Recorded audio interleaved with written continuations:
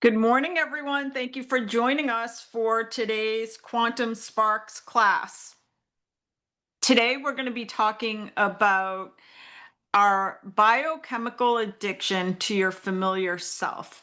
So, what's interesting is over the last several micro classes, by the way, you can go watch all of the micro classes at layerrealty.com/quantum sparks if you want to catch up on some of the items we've been talking about over the past several weeks. But today we're going to talk about chemical addictions because a lot of what we talked about was how thoughts and emotions create reality. So if you want a different reality for yourself, you have to become a different version of yourself. And so you can create whatever reality, you can tap into the quantum to pick whatever reality you want for yourself. You want to be super rich. You want to be super successful in real estate. You want to be super happy and find the man or woman of your dreams. You can literally have whatever you want in your business and your life. It is a matter of picking it, deciding what you want, and then aligning yourself with your thoughts and emotions so that you attract the life you wish. So you're going to magnetize the life you wish to you. So it sounds so simple, but why does it not always happen for people? And that is because humans get stuck on this hamster wheel. First of all, in order to attract whatever you want in your life, you have to live as if you already have it. That is not always the easiest thing to do because what you see in front of you is not necessarily the life that you wish that you had. And what you're actually seeing in front of you is a result of your thoughts and emotions up to this point. So if it's so easy to just change your thoughts and emotions to create the life that you want, your thoughts and your emotions create the energy, and then that energy attracts the life you want. You basically align yourself with the life you want. Then if it's so simple to do, why is it that not everybody just does it? And that comes down to our chemical addictions. One of the things that we have not really explored yet is the idea that thoughts create emotions. And those emotions create a chemical reaction within our body. And we become addicted to that chemical reaction within our body. All of you guys have seen people who seem to be really happy, always in a state of drama, or people that always seem to be in a state of annoyance or aggravation or anger. You see people as you go throughout your day, and you can recognize often in other people that they are happy. That's where they are content in that state. Well, that is actually a chemical addiction. So, as a reminder, I always like to start these classes by saying knowledge is not power, knowledge is potential, execution is power. So, make sure you write down some of the notes from today. So, it's really difficult to create a new future if you are holding on to emotions of the past. So we know we can change our thoughts, but then we also have to change our emotions. But what's really important to note is that those emotions end up triggering a chemical reaction within us that we are addicted to. We are addicted to being our familiar self. So, how do we get past that? Are you living the same day emotionally and energetically over and over again? That's the hamster wheel we've talked about in past micro classes. This is, by the way, why the self-help industry never gets smaller. You never see the self-help section of the bookstore actually get smaller. The self-help section of the book continues to expand over time. Like there's more and more self-help, and often that is because it is a long-term process of changing thoughts and emotions and breaking out of our addiction of the chemical reactions that happen within us because of the emotions that we have. So why do people crave change but cannot sustain it?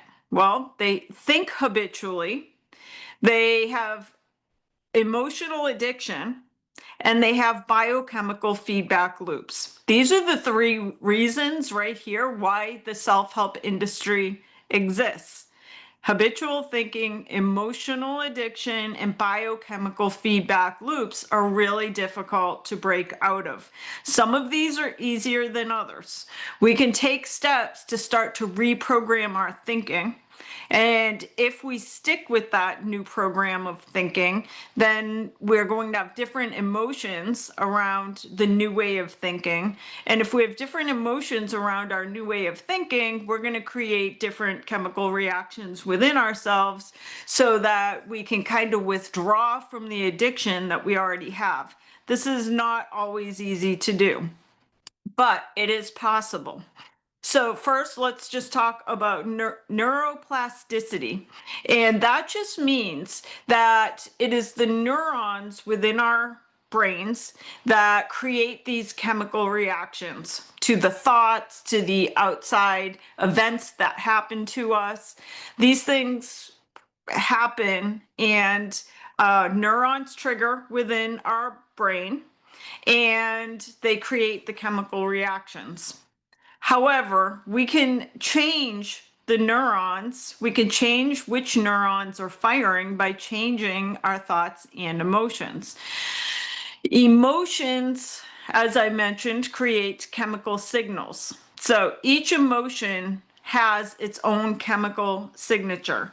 And again, if you just came in, what we're talking about is being addicted, chemically addicted to your personal, to who you are right now. And how we started today is saying most of you want to achieve something bigger or different or better than where you are right now. Maybe you're a real estate agent who consistently produces $2 million a year in sales volume. In reality, you're going to you'll keep producing that same level. You'll always do that until you change who you are. And to change who you are, you have to change your thoughts and emotions. But what we were talking about today is we've been through all of this through our previous Quantum Sparks classes, talking about how thoughts and emotions create the energy of our future reality. But then today we're talking about why is it so hard sometimes to break out of these loops? How do we get off this hamster wheel? And the reason it's so hard to do sometimes is because of the chemical addiction we have to ourselves. That is the chemicals within us that fire off when we have thoughts and emotions. So the human body is a chemical machine. So every thought that we think triggers a cascade of emotional responses, each accompanied by a very specific biochemical reaction.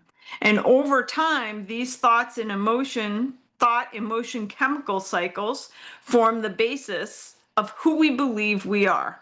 This becomes our familiar self.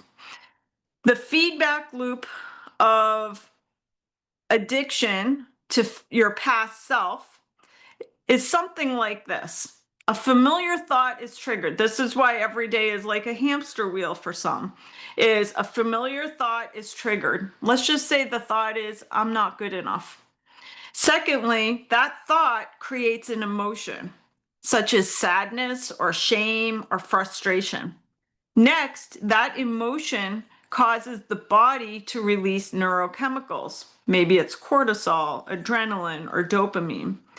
The body feels the emotion so strongly that the brain then notices and justifies it. It likes whatever that chemical release is. And that emotional state then reinforces the same exact thoughts, like nothing ever works out for me.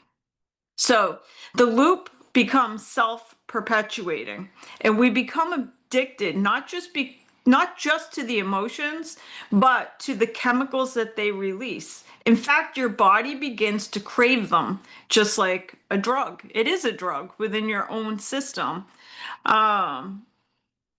And what happens when all of this takes place is that we know that we are the architects of our own future.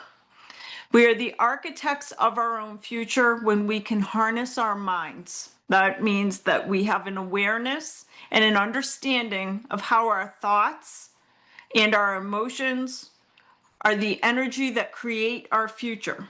And by having an awareness, then we can think about, what do I want in my future? And then I will create thoughts and emotions around the items. I'm going to pretend I already have what I want, and live as if I have already created the future I wish. But what happens when we're chemically addicted to our familiar self? Your body becomes your mind. In other words, your mind is no longer in charge. It is your body and its chemical addiction that paves the way for the future, whether you want it or not. So we have to take control back so that it is our mind that is directing us on where we want to go. So the subconscious is always going to seek out familiar experience, even if it's a negative one. And that is because your subconscious likes the chemical fix of who you already are. That's the easy way of life. There's no extra energy that is needed, but just to give in to the chemical reaction of who you are. By the way, let's just talk about some of the chemicals that are released. So here's a few of them. Like anger releases adrenaline. That's the chemical reaction within you. Anxiety releases cortisol. Joy releases dopamine and oxytocin. Let's see, I had a few others here. Fear is both adrenaline and cortisol. Stress and anxiety, again, is adrenaline and cortisol. Sadness is low serotonin, high cortisol. Excitement is dopamine. So it's like being high. Gratitude is dopamine, serotonin, oxytocin. So you get an enhanced mood, heart coherence, reduced stress. Joy releases endorphins, dopamine, serotonin. So you are addicted to being you.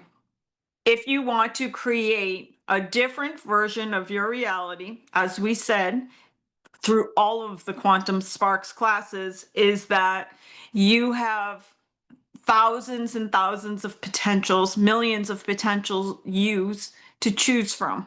You can pick whatever you want. You can decide anything in the world that you want and just choose it, pluck it out of the universe. But in order to manifest it, you have to align yourself. You have to become the person within you. That means that you have to have control of your thoughts and emotions. You can't let your body control through the addiction to the repeated chemical reaction caused by your emotions. You don't want your body to control your future, because if you do, you'll end up exactly where you were yesterday, because where you are right now is a byproduct of thoughts, emotions, creating reality. And that loop will continue to perpetuate itself until you can step off. But you have to first get rid of the addiction that is caused by the chemicals being released in your body that you're very comfortable with, so that you can sustain for a long time different thoughts, different emotions, and start building a new feedback loop for yourself. So the loop over time becomes a chemical dependency. And again, the chemicals are within you.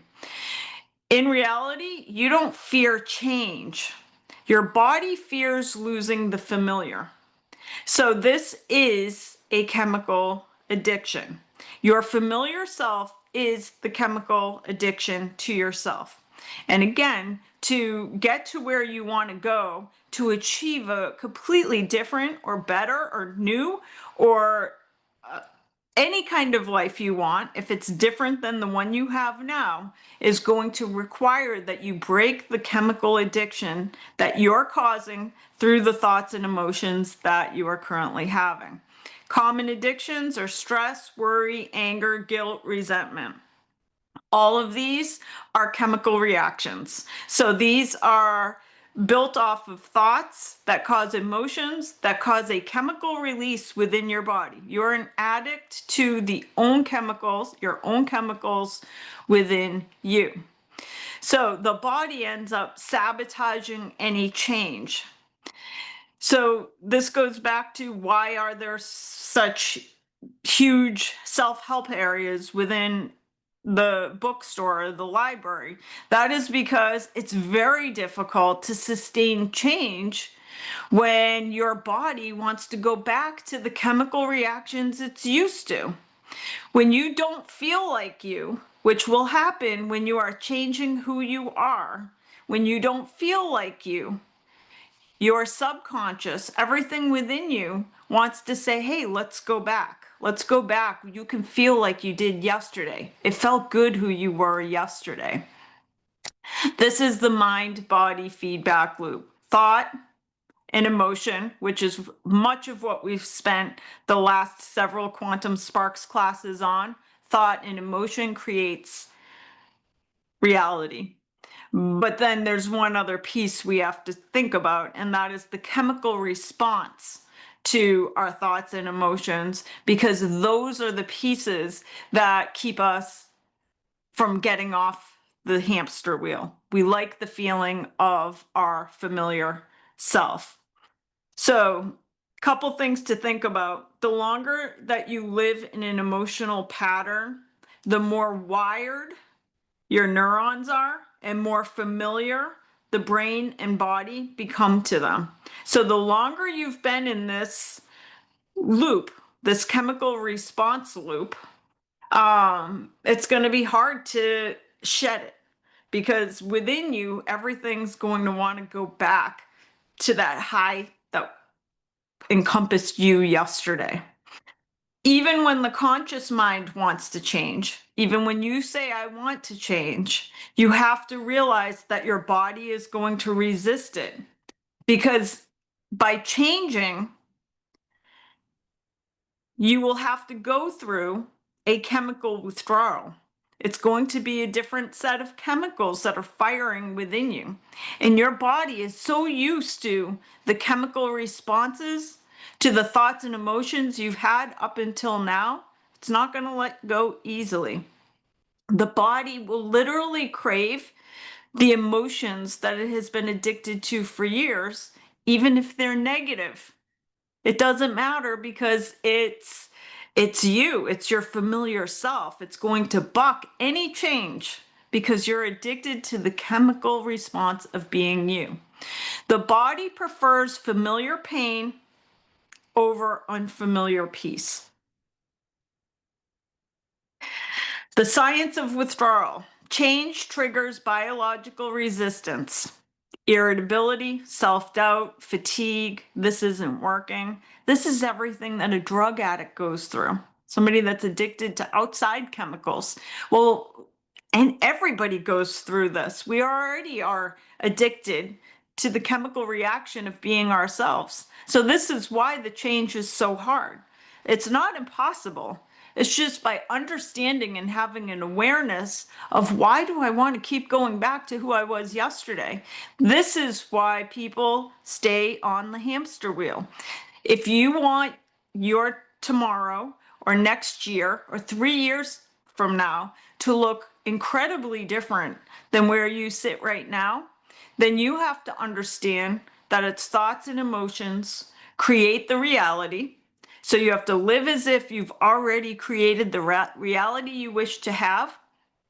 And when you feel the withdrawal, because you will, you have to just have an awareness. Like, this is not going to feel comfortable for a while. I'm going to feel irritable and I'm going to have self-doubt. I'm going to feel tired because it is your body pushing back, saying, hey, I'm uncomfortable. I don't want to do this. It is the lie of the logical mind. Logic is not going to help you override an emotional addiction. So if it was easy as just logic, then there would be no drug addicts in the world at all, because logically they could look at it and say, oh, it doesn't make sense. That drug is going to kill me. If I continue to take that drug, I'm risking my life. Yet there are millions of addicts that can't get past the addiction. It's the same thing in everybody's life. It's just we're addicted to our own chemical reactions. So over time, logic is not going to help you in this situation. Awareness will, because by having an awareness, you could say, hey, I got to keep riding through this. I'm going to feel really uncomfortable while I become the new version of myself. But someday, the new identity is going to kick in. The body is going to become emotionally and chemically attached to the new chemical reaction. So over time, of course, it's going to get easy. But what I want you to know is logic isn't going to help you. It's not as easy as just saying, hey, logically, I want this for my life. So I have to stop thinking this way. Just know your body's going to keep pushing back. In order to break these loops, you just have to be the observer. You have to be conscious of what you're going through. You have to be aware. Awareness is the very first step, because you can't change what you're not aware of. So just start noticing the pattern, the thought, emotion, the chemical reaction. Notice the pattern. And then rewire. Oh, we went back a couple. Interrupts the loop. So when you notice that you're in a loop of like the same old thinking and the same old fears, pause your thoughts, breathe through it, just don't act on it. Just say, hey, I recognize that this is just the old me thinking the old way. I don't think like this anymore. Instead, focus on gratitude. Focus on thinking in the way that the new you thinks. In other words, you've created in your head the reality of who you are becoming. How does that person think? Probably they live with a great deal of joy for what they've accomplished in their life. They live with compassion. They live with gratitude. So focus on those emotions. When you feel yourself heading back to the same old emotion that you had yesterday, the same old fear or feeling not enough, etc. And then rewire through repetition. So emotion plus repetition equals reprogramming. So keep going with the same good emotions, the gratitude, the compassion. Visualize your new life that you are creating. Feel your new life, like put all of your emotion into the new life and the new you that you are creating. And when you notice yourself falling off of your thoughts, then put even more emotion into it, into your future self. The key to creating this new life, as we mentioned in our last class, is really focused on future present living. In other words, the only time that you can create the past and the future, neither of those exist. Those are constructs of our own mind. The only thing that actually exists is the present moment. And in the present moment, you can focus on the past, which most people do. In fact, we're chemically addicted to the past, as I just said. But instead start moving your thoughts and emotions to the future present living. Feel the emotions of your desired future now, because the body doesn't know that you haven't accomplished it yet. Meditation and stillness will also stop the body's habitual reaction. So create time in your day, even if it's 2 or 3 minutes throughout the day, that you stop and just think nothing. Let just be at peace, and don't allow for the thoughts of the past to creep in. Micro shifts equal macro change. Small daily decisions like journaling, mindfulness, and simply choosing elevated thoughts. The path to freedom is to break the cycle. So you have to interrupt the feedback loop through awareness, mindfulness, and meditation. You have to replace the old emotions with new elevated ones like gratitude, joy, and love. You have to teach your body what a new future feels like before it arrives. So even though you can't see it yet, you got to teach your body what it feels like so it begins to get used to those new chemical reactions. And then you have to practice daily until the new emotional signature becomes more familiar than the old one. So choose your new identity, choose who you want to be, then just simply practice it until it becomes natural. The cycle will end where your awareness begins, and your personality will begin to create your new personal reality.